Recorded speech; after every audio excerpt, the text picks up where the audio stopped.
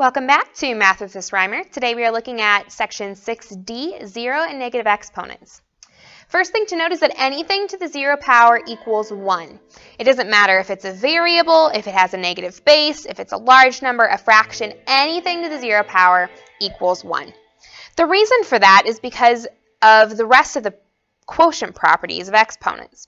For instance, if we look at 3 to the 4th over 3 to the 3rd, if I go to simplify that, we're looking at 81 over 27, which simplifies to 3, which is 3 to the 1st. When we do 4 minus 3, we get 3 to the 1st, so that's what we're going for. Same thing with 3 to the 4th over 3 to the 2nd. Evaluated, you're looking at 81 over 9, which simplifies to 9. 9 can be written as 3 to the 2nd power. The 4 minus 2 gives me 3 to the 2nd. When I run into 3 to the 3rd over 3 to the 3rd, I would get 27 over 27, which we know simplifies to 1. The problem is that 3 minus 3 is 3 to the 0 power. So that means that anything to the 0 power has to equal 1, because when you simplify down, you get something divided by itself, which will always give you 1 as the answer. So anything to the 0 power has to equal 1. Negative exponents is the next thing we're going to look at. When we have a to the negative m, it's the same as 1 over a to the m, and 1 over a to the negative n is a to the n over 1. Basically, we're going to take the reciprocal, and when we take the reciprocal, the exponent will be positive. When we do some examples of our negative exponents, we're going to leave this first set in exponential form.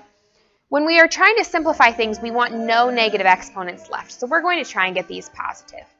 So for instance, in number 1, we are looking at the 2 to the negative 3rd power. And so I'm going to put that as 1 over 2 to the 3rd, take the reciprocal, and now I'm left with a positive exponent, and this is in simplest form as long as it's in exponential form. In number 2, I'll do the opposite. I'll take the reciprocal to get h to the 4th, or h to the 4th over 1, and now we have simplified past the negative exponent. In number 3, we are going to use one of our quotient rules that says I can take that negative 5 into both pieces. So I get 3 to the negative 5th over 2 to the negative 5th. And now to get rid of my negative exponents, I can flip-flop these. So that means my 3 to the 5th is going to go to the bottom, and 2 to the 5th is going to go to the top. I'm going to take the reciprocal of the entire fraction. What I'm left with now is something that has no negative exponents and is in simplest exponential form. In number 4, we're going to follow the same pattern as in number 3. That negative 6 has to come to the top and the bottom of my fraction to give me a to the negative 6th over b to the negative 6th. And to get rid of those negative exponents, I need to take the reciprocal. So I'm going to flip-flop these. B to the 6th will end up on top. A to the 6th will end up on the bottom. And notice that when I move those exponents go positive. And in number 5, negative 1/2 to the 0 power will give me 1, because anything to the 0 power is 1. Our next example, in negative 5 to the negative 4th, I need to get this to be a positive exponent. So I can take the reciprocal of the entire thing to give you negative 5 to the 4th power. Now notice, your negative in your base did not go away. The only one that went away was the one with the exponent. So careful, the base cannot be made positive by taking the reciprocal, only the exponent. In number 7, to get the negative 2 positive, I'm going to take the reciprocal, and I will end up with 6 squared. In number 8, I have 5 over 2 to the negative 3rd. I'm going to take that negative 3rd to both pieces in my fraction, and I will end up with 5 to the negative 3rd over 2 to the negative 3rd. And then I need both of those fractions to be, or those exponents to be positive, so I can take the reciprocal of the entire fraction, which leaves me with 2 to the 3rd over 5 to the 3rd. In the next several examples, we are going to simplify all the way down, so that means we're going to evaluate any exponents that we have as we go.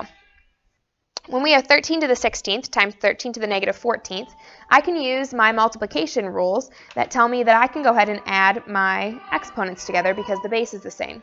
16 plus negative 14 will leave me with 13 to the 2nd. And when I evaluate that out, I end up with 169 as my answer. In number 2, I can use my power of powers rule to multiply in to get negative 2 to the negative 8th power. If I need that to be a positive exponent, I can take the reciprocal. When I do, notice that your base stays negative, and then I need to evaluate negative 2 to the 8th power, which will be 1 over 256. Keep in mind the rule that when you have a negative base but an even exponent, you should end up with a positive answer. In 11, I need positive exponents, so I can take the reciprocal of this entire fraction, which will leave me with 8 to the 7th over 8 to the 5th. When I subtract these exponents following my quotient rule, I will get 8 to the 2nd. You'll also notice that I would have gotten there in the same way had I done my quotient rule right off the bat. If I would have taken minus 5 minus that negative 7, would have had a bam bam and would have gone right to 8 to the 2nd. Feel free to use that quotient rule to jump right to the 8 to the 2nd. In number 12, I need that y to the negative 6th to be positive, so I'm going to take just that piece and move it to the bottom of our fraction. So x to the 4th will stay on top, but y to the 6th will move to the bottom so that its exponent becomes positive. In number 13, I need my a to the 9th to be positive, so I'm going to move that to the bottom of my fraction as well. My numerator will be left as 1, and then my denominator will stay as b to the 5th with the a to the 6th in it as well. Or a to the 9th, rather. Let's fix that. All right, in number 14, I need my g and my h to both move to the bottom of my fraction so I can have positive exponents. So I'll be left with 4 on top, g to the 8th, h to the 2nd on the bottom, and that's all the way simplified because I don't have anything else to combine. In number 15, my c to the 2nd will move, as will my a to the 4th, so that I end up with the positive exponents, like I just said. So the 3 stays on top, a to the negative 4th moves to the top to be a to the 4th, c to the negative 2nd moves to the bottom to be c to the 2nd, b to the 6th stays. And you cannot simplify any farther because everything is already combined. In number 16, let's get into solving some bigger powers. We're going to follow the same rules that we did in section 6c. So our first thing to do will be to take those exponents in from outside the parentheses and distribute them to each piece. I will be left with 3 to the 3rd, m to the negative 6th, and n to the 9th. Remember, we multiply when we bring those in. My m to the negative 6th will need to go to the bottom of my fraction, and 3 to the 3rd I can simplify down to be 27. And then the m to the 6th ends up on the bottom so that I end up with a positive exponent. For things to be all the way simplified, I need to have gotten rid of all of the negative exponents. In number 17, I'll start again by bringing that outside exponent in to each piece in my power. So that means that the 5 gets the 4th. We turn into x to the 8th, y to the negative 12th, and z to the 4th. Remember, we multiply with any existing exponents. When I go to simplify, my 5 to the 4th will come out to give me 625. My x to the 8th will stay. My y to the negative 12th has to move to the bottom so that its exponent becomes positive. And then z to the 4th will stay on top as well. In number 18, I don't have any exponents to distribute, so to say, on the outside, so I can start moving some things around. I know that my m to the 2nd is going to have to go to the bottom, and n to the 5th will have to come to the top. In the process, I also see that 4 over 12 can be simplified. So 4/12 will simplify to 1/3. So as I rewrite, I'll have my 1/3 on the top. M to the 2nd is moving to the bottom, so I have 2 m to the 2nds down there. N p to the 3rd is still on top. N to the 5th is there, and then my p is there. Remember that these terms can't disappear off into thin air, so we need to make sure that we have accounted for everything when we're moving it around especially. Now I can combine my n's and my m's. So my n's up here can be added together, and then my m's on the bottom I can do the same thing with. So I will end up with a n to the 6th on the top and a m to the 4th on the bottom. So my 1 does not have to be included in my power because it's assumed to be there. I get m to the 4th and then p. I realize that I can simplify both of those p terms as well. So I can subtract. Remember, there's that imaginary 1.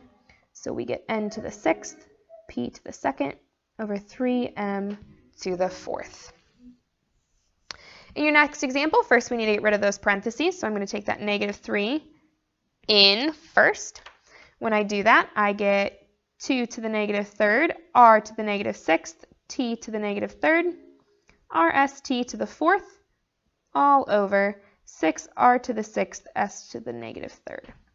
I know I need to move all of my negatives in order to end up with only positive exponents, so I'm going to flip-flop all of those. When I do, on the top, I'm still left with rst to the fourth. On the bottom, I'm left with 6r to the 6th, and then let's move everything. So on the bottom, I'm going to have a 2 to the 3rd, r to the 6th, t to the 3rd, and on the top, I'm gaining that s to the 3rd. Now I'm going to start simplifying from here. So I can pull my front numbers if I'd like, so I can evaluate the 6 and the 2 to the 3rd. 2 to the 3rd is 8. So when I do 6 times 8, I know that's going to be 48 on the bottom.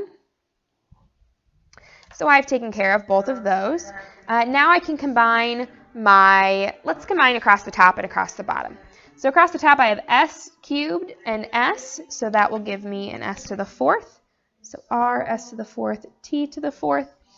On the bottom I have my two r's, so that will give me r to the 12th and then t to the 3rd. From here I can simplify top to bottom. So I see that I've got my r and r to the 12th, and as well as my t's that can be simplified. So on the top, my r to the 1st right here, and r to the 12th, 12 minus 1 will give me r to the 11th on the bottom. And t to the 4th and the 3rd, we'll do our subtraction from the top because that's the larger number. So we'll get t to the 1st. And there you have it. Your t does not necessarily need the 1, but it's fine if it's there. And lastly, in number 20, I need to get rid of my parentheses first, so bring that 2 in. I will have -5 squared, s squared, t squared, t to the -4th, over -10, s cubed, t to the -8th. I need to move anything with a negative exponent, so this t is going to the bottom. This one's coming to the top. And I'm going to evaluate my variables, or rather my numbers, as I go. -5 squared is 25. The -10 is still here. S cubed is still here. The bottom is gaining a t to the 4th. The top is gaining a t to the 8th. Let's simplify across the top and the bottom. So on the top, I see that I've got the t's that need to come together. I also see that I have a 25 over -10. So I can simplify that to 5 over -2. So when I go to rewrite, I have my 5 and my -2, s squared, t to the 10th, s cubed, t to the 4th. And then I can simplify from top to bottom, so I know my s's have to come together, and as well as my t's. My 5 and my -2 are as simplified as they're going to get.